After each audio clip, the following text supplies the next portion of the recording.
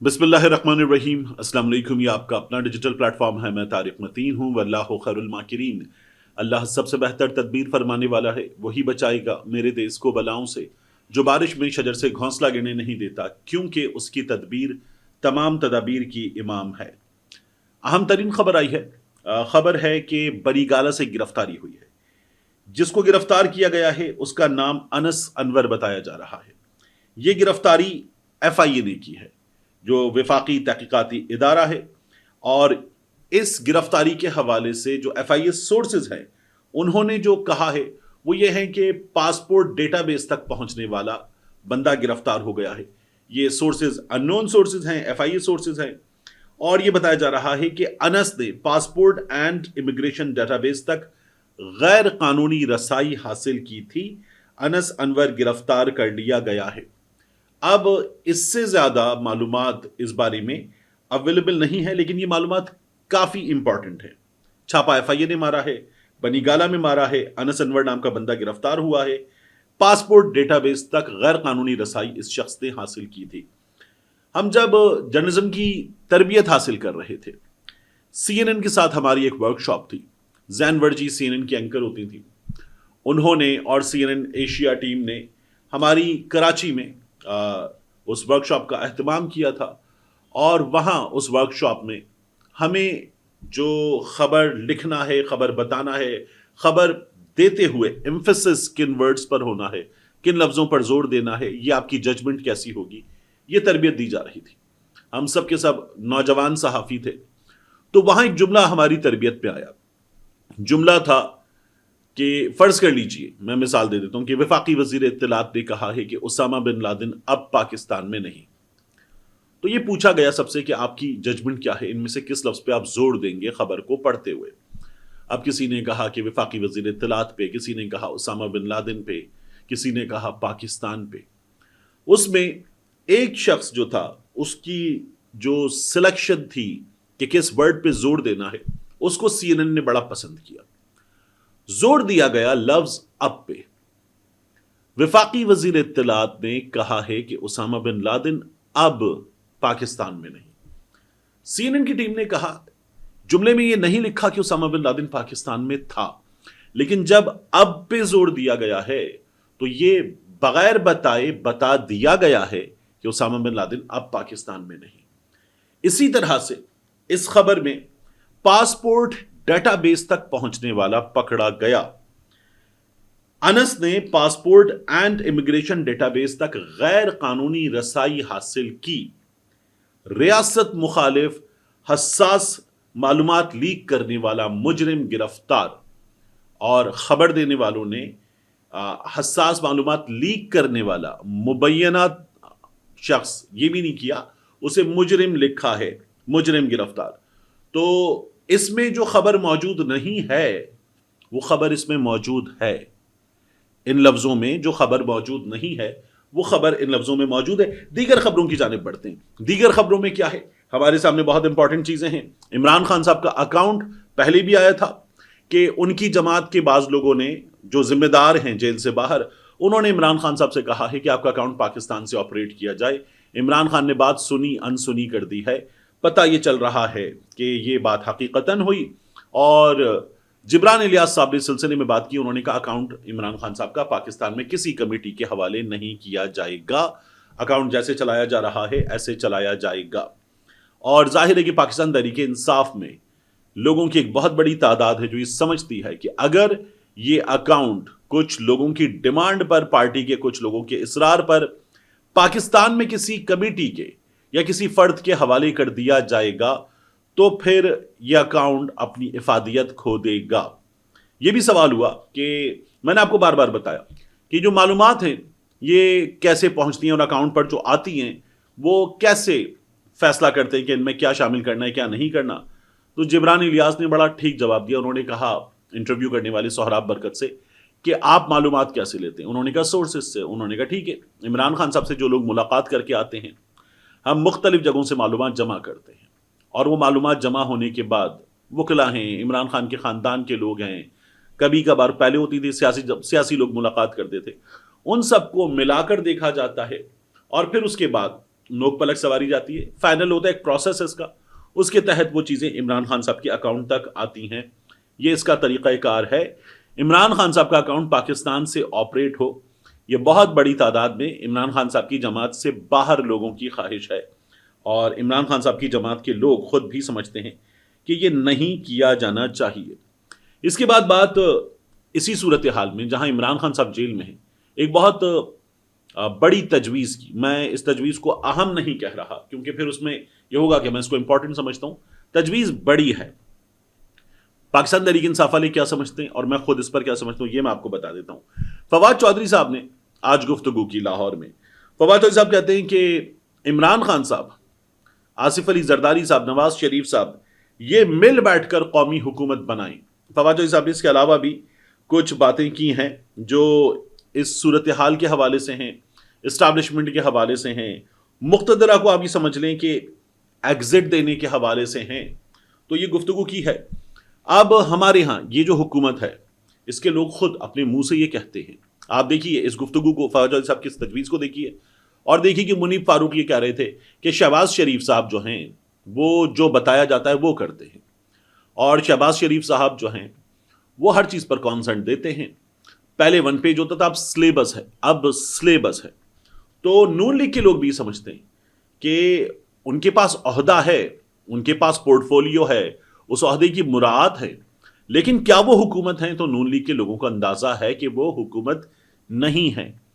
اب ان حالات میں نون لیگ میں بھی کہیں نہ کہیں یہ احساس ہے کہ سیاسی وقت تو ہماری ختم ہو چکی, عہدہ مل گیا لیکن عام آدمی کی نظر میں, ووٹر کی نظر میں بھی کوئی حیثیت نہیں ہے. یہ احساس پیپلز پارٹی والوں کو بھی ہے. ایم کیو ایم والے جب یہ بات کر رہے تھے کہ ہم اپوزیشن میں بیٹھ سکتے ہیں, ہم نیوٹرل ہو سکتے ہیں, تو ایم کیو ایم والوں کو بھی پتا ہے کہ وہ یہ فیصلہ نہیں کر سکتے. اور ظاہر ہے کہ پاکستان تحریک انصاف میں بھی اچھے بچے گروپ ہے. تو کیا کیا جا سکتا ہے؟ فواد چودھری صاحب اس حوالے سے جب بات کر رہے ہیں تو ایک اصطلاح استعمال ہوئی تھی پرویز مشرف کے دنوں میں جب ایل ایف او ہوا تھا, تو کہا گیا تھا کہ ہم نے مشرف کو ایگزٹ دینے کے لیے یہ کام کیا ہے. تو کیا غیر سیاسی طاقت کو ایگزٹ دینے کے لیے ایک کام کیا جا سکتا ہے؟ یہ فواد چودھری صاحب کی تجویز سے میں نکال رہا ہوں.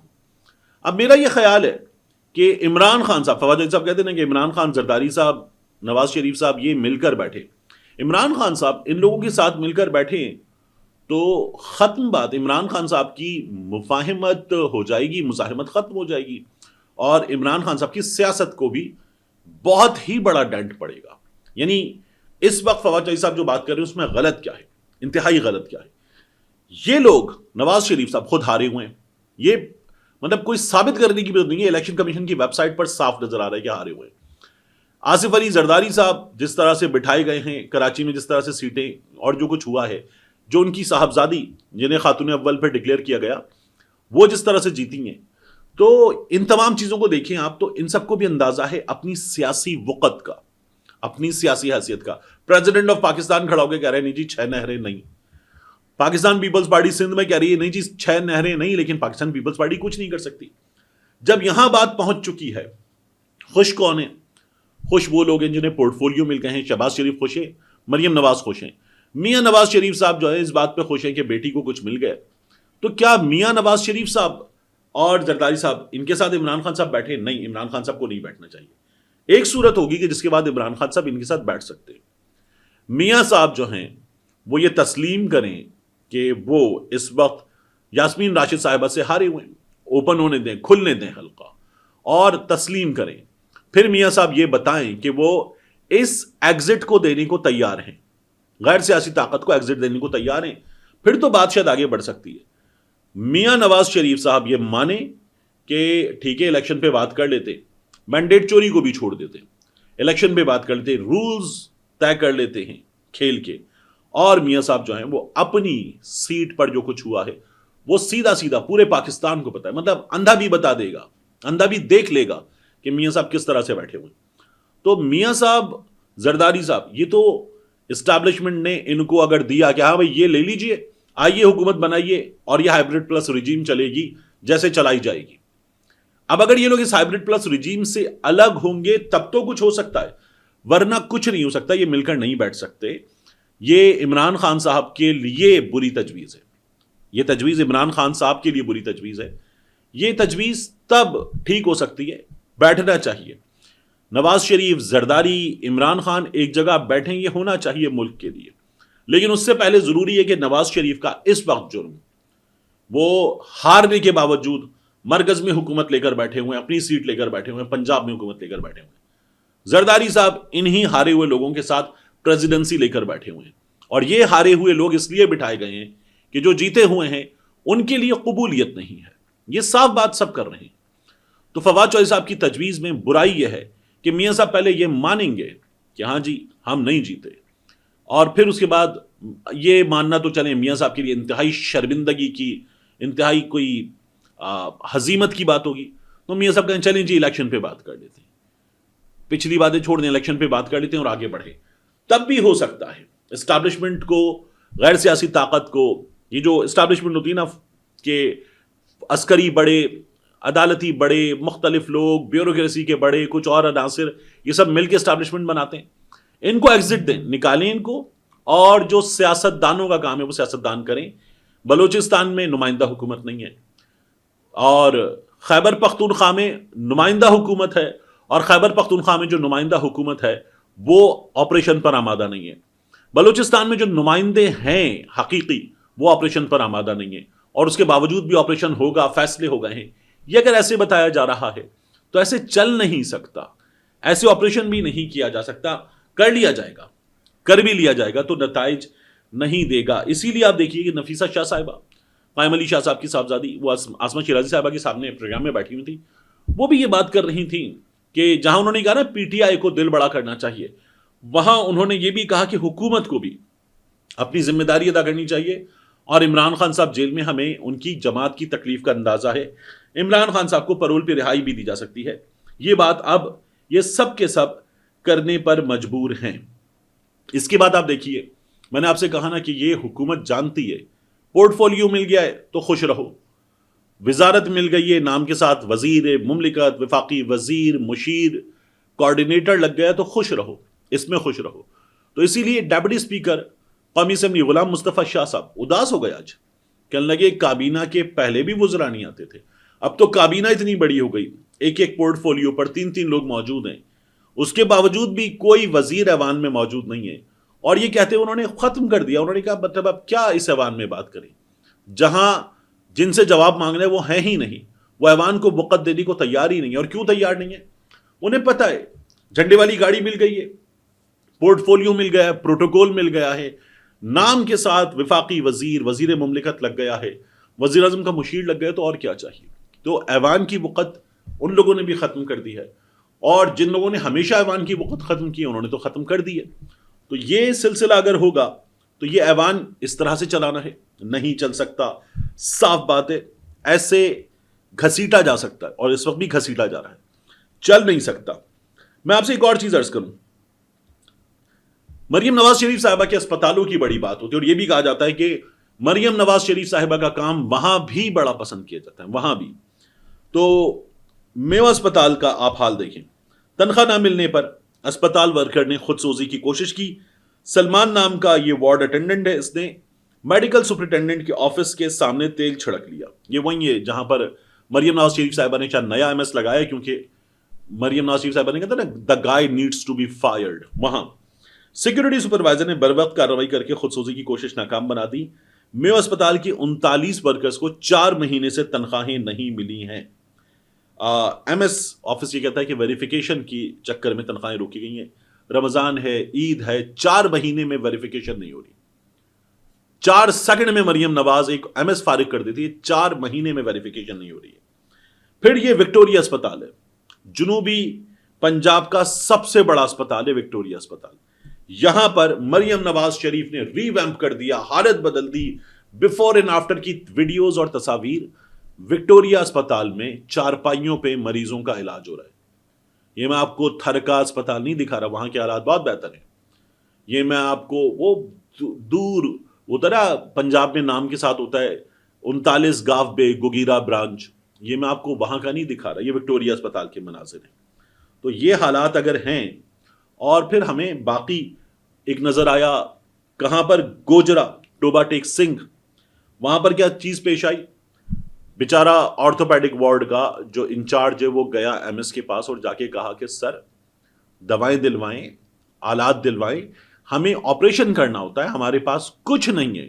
میں نے آپ سے کہا تھا جب ایم ایس کو فارغ کیا گیا تھا کہ حال یہ ہے کہ پنجاب کے بڑے اسپتالوں میں اشتہارات تو لگ رہے ہیں، دعوے تو ہو رہے ہیں، ٹک ٹاک تو آ رہی ہے، لیکن وہاں سہولتیں نہیں ہیں۔